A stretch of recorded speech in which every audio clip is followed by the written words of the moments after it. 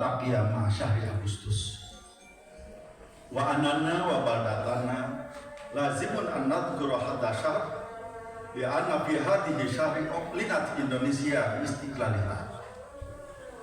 Asyhadu an la ilaha illallah al-malikul haqqul mubin wa asyhadu anna Muhammadan abduhu wa rasuluhu as-sadiqul adil amin.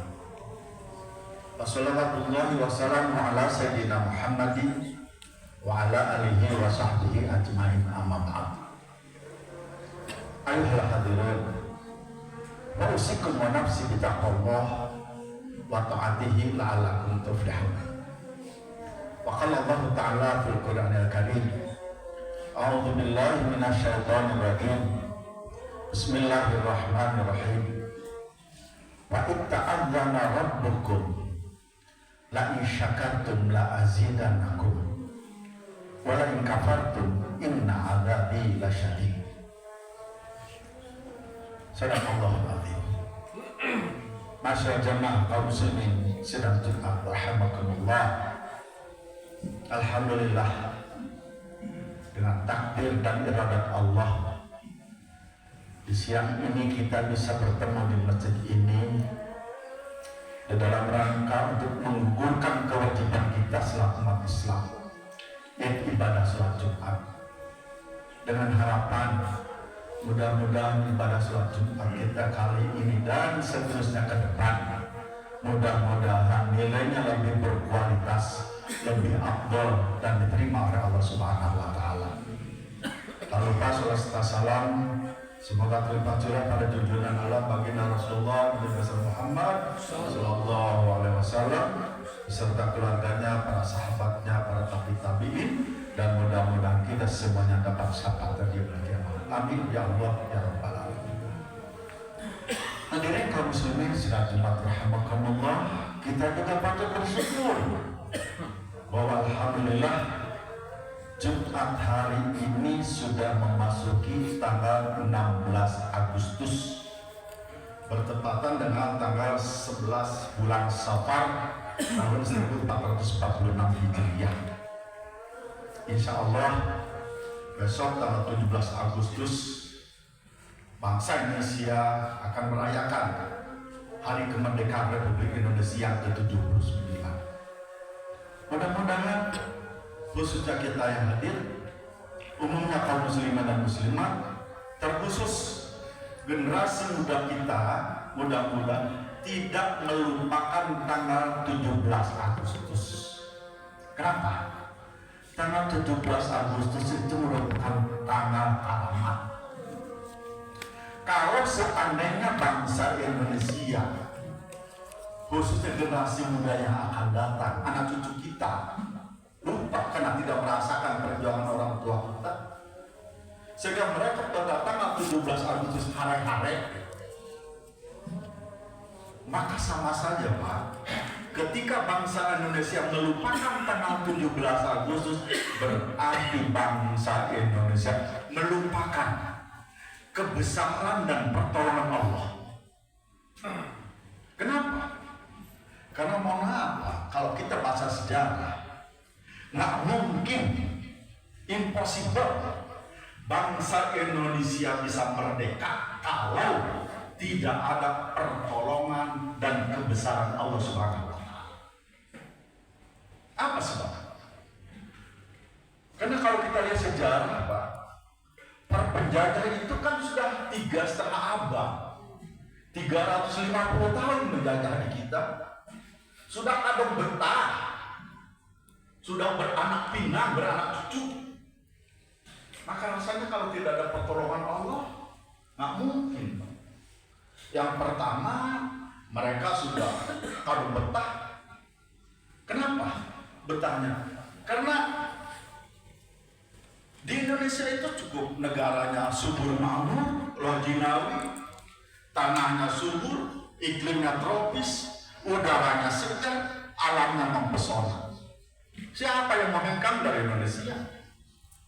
Kekayaan alamnya cukup melimpah ruah, dari air, minyak, emas, perak, tembaga, timah, nikel, bauksit, batu bara, sampai batu permata semua ada. Belum lagi buah-buah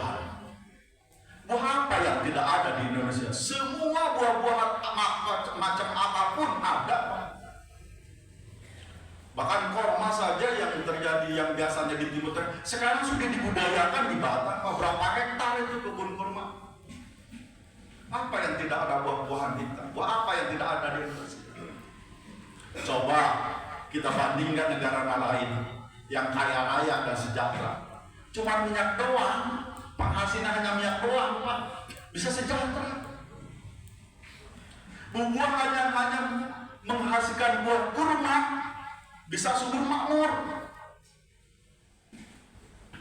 Pertanyaannya, Pak, kenapa di Indonesia yang katanya subur makmur dan jinawi, tongkat kayu dan batu jadi tanaman, kenapa, Pak? Rakyatnya banyak yang morat-marit, masih banyak yang rakyatnya melarat. Kenapa itu? Mohon maaf, Pak, menurut pengamatan saya, karena di kita apa? Rampok-rampoknya dilindungi, rampok-rampoknya berlindung di bawah pohon partai, berteduh di bawah bintang 2, bintang 3, bahkan ada yang berlindung di bintang 4.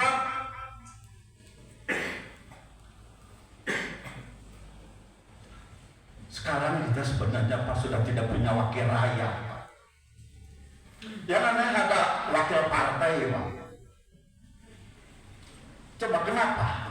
Merdeka sudah 79 tahun, kok masih ada masyarakat yang belum menikmatinya? Anak-anak sekolah dan guru-gurunya untuk bisa datang ke sekolah saja, Pak, harus nyebrang cukang. Taruhannya nyawa, Pak. Tahu cukang?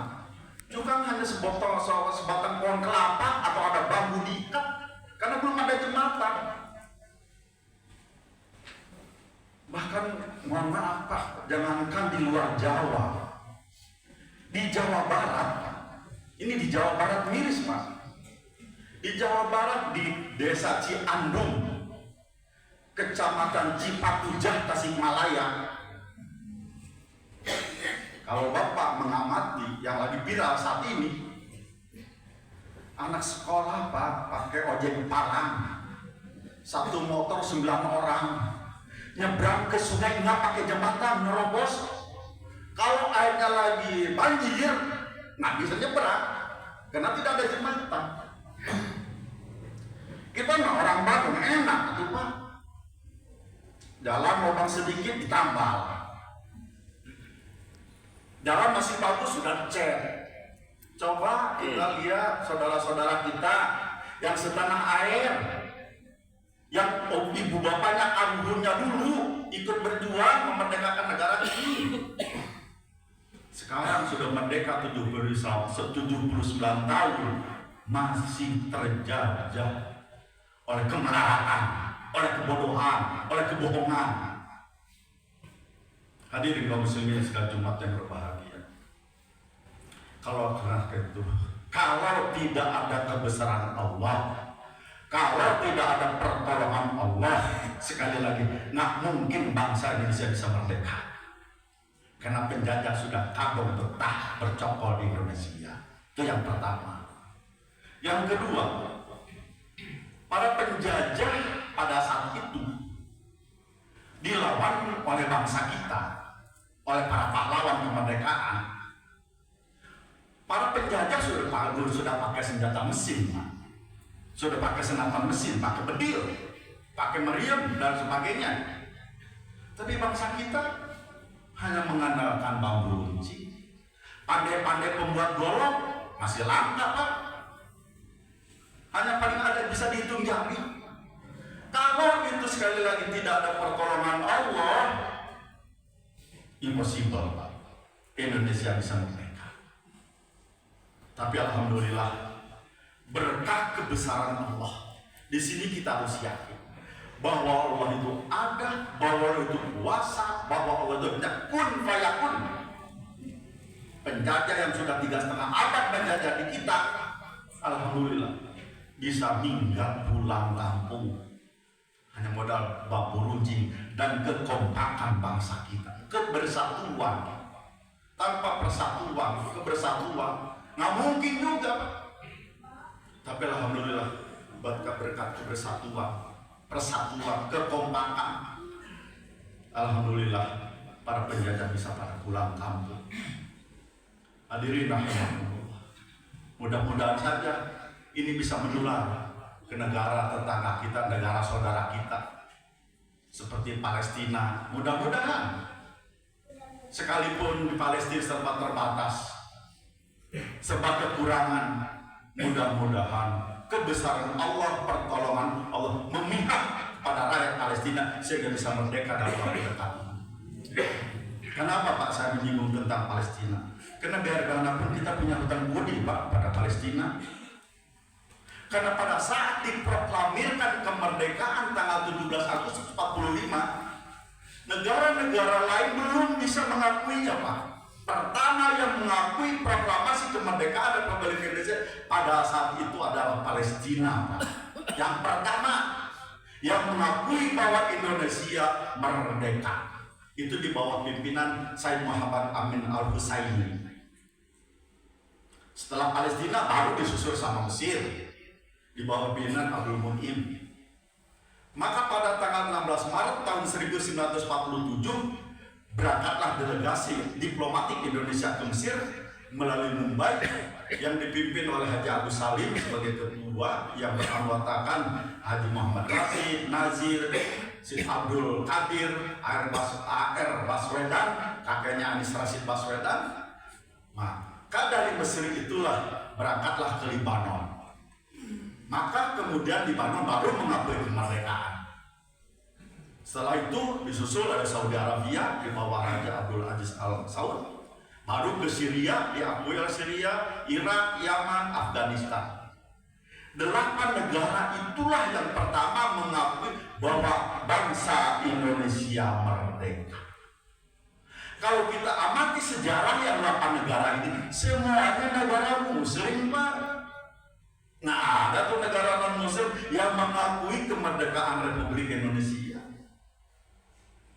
Dan sekali lagi saya katakan bahwa yang pertama mengakui Republik Indonesia merdeka hanya Palestina, Pak. Oleh karena itu mudah-mudahan saudara-saudara kita di Palestina, Allah menolong secepatnya bisa merdeka seperti kita. Mudah-mudahan khutbah ini ada guna dan manfaatnya. Kurang lebihnya mohon maaf. Aku qauli hadza wastaghfiru li wa lakum wa li sayyidil muslimin wal muslimat wal mu'minin wal mu'minat fastaghfiru innahu ghafurur rahim.